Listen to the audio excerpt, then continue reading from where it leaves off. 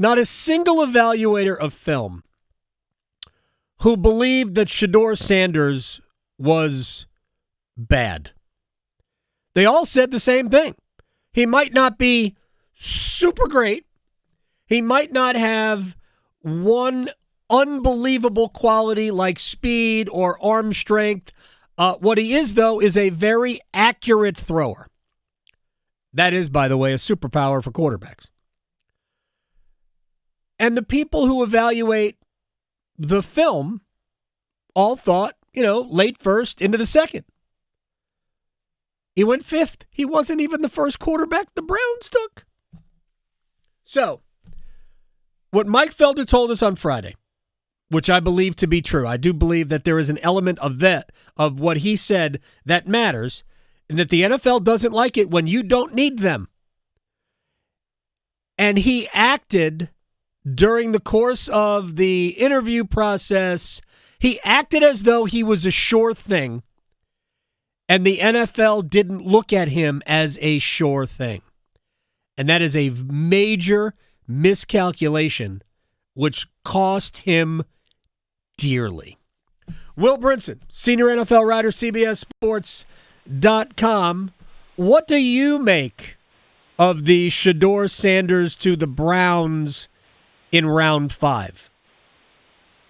I mean, there's a lot to unpack. I think anybody who is on the conspiracy theory train, and I don't think you're there, but if you are, my apologies. Okay, good. I was going to say my apologies in advance because you're an idiot if you're on the conspiracy theory train. This is not some massive conspiracy to take down Shedeur Sanders. I think without being in the room, but with connecting the dots and hearing enough from how he acted in these interviews and whatnot, I think essentially Shedeur Sanders, you hit on it. He went in and handled this process like he was his father.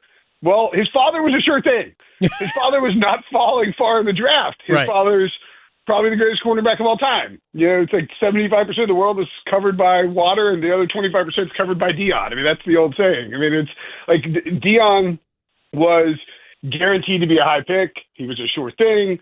Shedeur was not.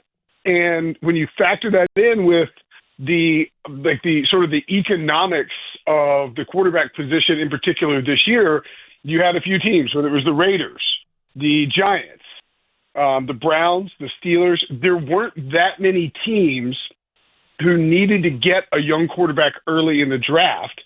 There were a lot of teams that certainly were not going to take a chance on somebody like Shedeur Sanders, even later in the draft. Like, look at the Panthers, for example.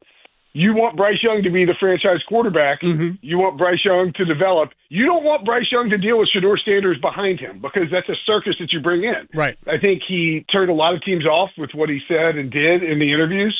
What he didn't do. There was a report that Brian Dable of the Giants asked him to handle the install of the offense, and he was like, "What? Why would I? What?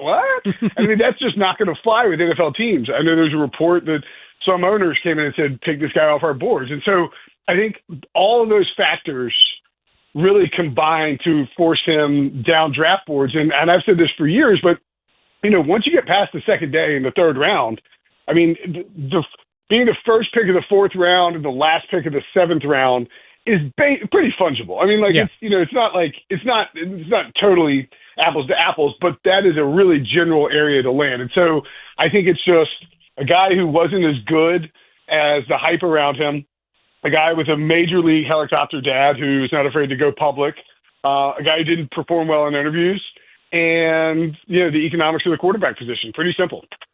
Will Brinson, senior NFL writer, CBS Sports.com. First of all, and I've heard some national media people say that he was blackballed. Yeah, that's not true. There's no possible way it could happen. Like, first of all, if that was if they colluded, I'm sure there would be a lawsuit, and you would lose that because it would be imminently provable. So forget about the conspiracy. You can't get enough people to have a conspiracy to keep a secret like that. This is vastly different from the notion that NFL teams collectively decided not to trade for Lamar Jackson because they didn't want to establish fully guaranteed contracts. Like, that wasn't a Lamar thing. It was like a guaranteed contract thing after the Watson trade. Right. This is like, as former NC State football player and former Cardinals GM Steve Keim once famously said at the Combine, if Hannibal Lecter could run a 4.40, he'd go in the first round.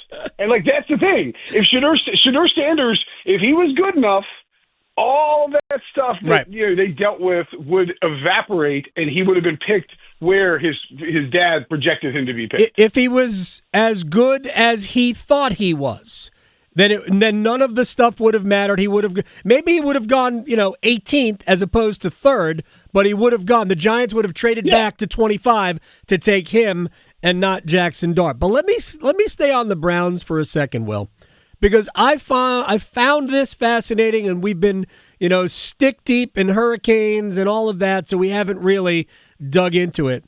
Go Canes, baby. Yeah, absolutely. Game 5 tonight. I am blown away that the Browns passed on Travis Hunter. I know they got a good player in Mason Graham. Yeah. I know they got some draft capital that they needed. But from where I sit, Travis Hunter checks 2 boxes. No players in the league check 2 boxes. He checks top cornerback and, if not top wide receiver, number 2 wide receiver who's super dangerous. How do you pass on that guy? Everybody thought he was the best player in this draft. How do you pass on that? Yeah, I mean, look, I think, one, I would say thank you to the Cleveland Browns for passing on that, because, honestly, Travis Hunter in Cleveland is just the worst possible result for fans of the NFL and fans who want to see. Because, I mean, like, the Browns quarterback room is an absolute, like, you get like a poo-poo platter, right? You know, I mean, like, the appetizer you get. Just See, you know what? It's aptly named. Yeah, right? It's very aptly named in this case.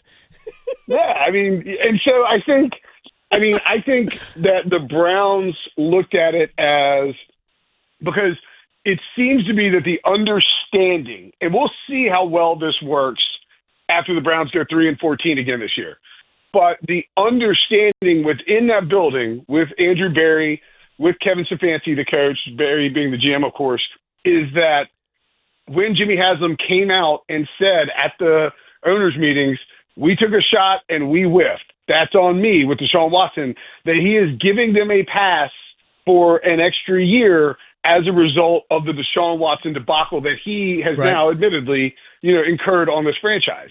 And so to me, it seems like the Browns are saying, all right, we can trade down and get a really good player, Mason Graham, who we like a lot.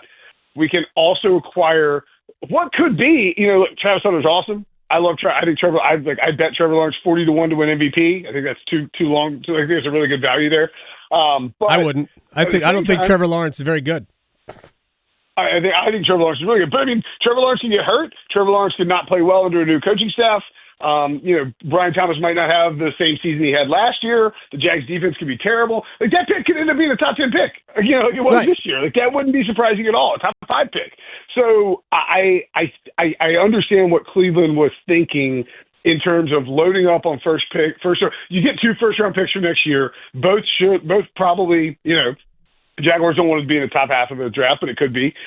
You can go get a quarterback in a deeper class, especially when everybody else has been drafting the quarterbacks, and you took 2 flyers on Dylan Gabriel, which I just don't understand, but, to each his own, and Shedeur Sanders, where if like one of them pops at all as a rookie, maybe you've got, a little more wiggle room to decide on what you want to do, but you didn't really invest anything in them outside of a 3rd and a 5th round pick. So I get it. I get it, but let me just interrupt you here. I mean, on the other hand, Travis Hunter's freaking awesome. He's 2 first. I want Travis Hunter. Travis Hunter is 2 first-round picks. So if if Cleveland had gotten 2 additional first-round picks, it would make sense to me. It doesn't make sense. Jacksonville paid too much to move up from 5 to 3, but if you were ever going to do it for a non-quarterback, I think Jacksonville did the right thing. I'm just saying, just like the trade chart value-wise and like what it costs to move from 5 to 2 for a non-quarterback, they paid way too much. But again, that's the player that you go do it for. All right, the best player in the draft, a guy who can play both sides of the ball, a guy you can deploy as an offensive and defensive weapon. I mean, I get it for both sides, but I think you pick nits on both sides, and that's what makes it kind of a fair trade. Okay, I still don't understand it from Cleveland's point of view because at best you've just broken even because Travis Hunter is 2 first-round picks. Let me ask you real quick about the Steelers clearly taking a gamble in not drafting a quarterback in the first. Like, they could have taken Jackson Dart. I don't know why they didn't. I'm not even saying that Jackson Dart's any good. I really don't. I've seen Jackson Dart almost went third, by the way. Almost looks really, really smart. Well, the Giants, you're right, and the Giants ended up trading back into the first round for him. But here's my question.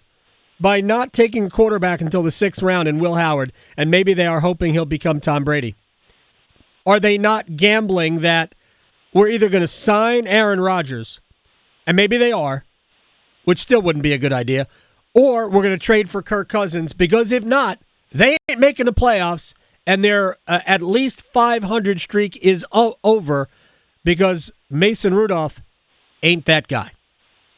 Yeah, I mean, I think the stuff you heard from the Rooney family and the Steelers, sort of personnel guys, and in the interviews, like in the wake of the first 2 days of the draft, is basically like we're signing Aaron Rodgers, and we're just sort of letting this play out. Okay, like we're not rushing it. I think it's a done deal. And has to be the whole Shedeur Sanders thing. I think Shedeur Sanders. I don't know if this is true for Jackson Dart. I get the. I mean, just not. I'm not saying. I just get the sense from having watched Aaron Rodgers, in this league for a long time, and knowing how he operates and knowing how veteran quarterbacks operate, is that maybe he didn't want to have a rookie right over his shoulder who he might get benched for, if the season were to go south. And so that could be why he decided to wait through the draft process, because he saw what happened with Kirk Cousins last year, where Kirk signs with Atlanta and they draft Michael Penix, and all of a sudden he's riding the pine the last few weeks of the season. So he was bad. I think the Rodgers, he was bad. Well, he had some good games. He had like a 500-yard game. But in the first part of the season, he was good, and then he started to become bad, and Atlanta panicked. I think Pittsburgh and Rodgers is a done deal. It was just going to wait till after the draft, and there's a reason why. Because it's Aaron Rodgers is the reason why the Steelers weren't hyper aggressive in getting quarterbacks in his draft class. All right, I got one more thing for you, and then we'll let Will Brinson go. And it's really something you said earlier that I waited to the end if we had time. When you say 3/4 of the earth is covered by water and the other quarter is covered by Deion Sanders, I just want you to know that is a phrase attributed to former Mets broadcaster and Hall of Fame hitter Ralph Kiner. Not about Deion Sanders, though, about a center fielder for the Phillies named Gary Maddox. That Kiner coined the phrase. No, I'm totally serious. Kiner coined the phrase, 2/3 of the earth is covered by water, and the other third is covered by Gary Maddox. So for people of my age, and I'm talking to you, Ken Glanville, I just shouted out my friend Ken.